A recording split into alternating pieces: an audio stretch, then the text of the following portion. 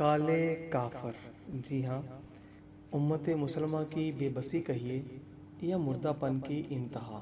پوری دنیا کے مسلمانوں کے مراکز کو بند کر دیا گیا ہے، فقط ایک کرونا کو مہرہ بنا کر۔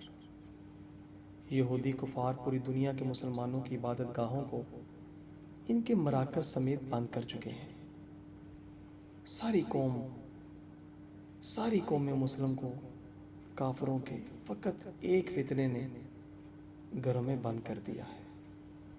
ہائے افسوس، اسلام تیرے چاہنے والے نہ رہے، جن کا تو چاند تھا وہ حالے نہ رہے۔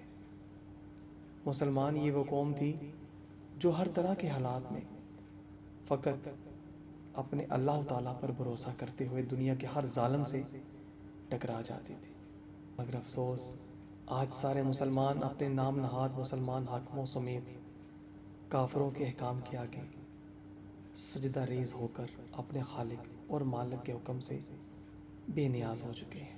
دنیاوی ہوس، لالچ اور ہمیشہ زندہ رہنے کی تمنا انہیں دین حق کا باغی اور غدار بنا چکی ہے۔ مسلمانوں کی نسلیں آج کافروں کی جیتی جاگتی منظر کشی کرتی صاف دکھائی دیتی ہیں۔ ان کی عزتیں آج جا بجا غیر محرموں کی بغلوں میں سمٹی ہر طرح کے میدان میں شانہ بشانہ دیکھی جا سکتی ہیں۔ ہائے افسوس، سودی نظام کو تحفظ خود دیتے ہیں، نظام کفر کے خود باغبان ہیں، سینما، فلموں اور ڈراموں کی باقاعدہ تربیت گاہیں ہیں، نظام رحمت کے ہر قانون کے مد مقابل کافروں کے قانون کی بالادستی کے ضامن خود ہیں۔ آج مسلمانیت دم توڑ چکی، مسلمان فقط نام کے رہ گئے، انسانیت کا قتل عام ہو چکا۔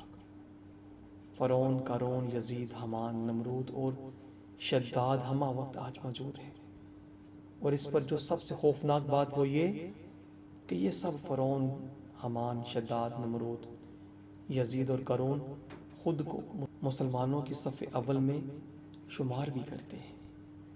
اللہ کی عزت کی قسم، یہ سب سکولی نسل ہے جو کافروں کے نظام تعلیم سے تیار ہوئی اور آج پورے عالم اسلام کو کافروں کے ہر نظام کا پابند بنا چکی ہے۔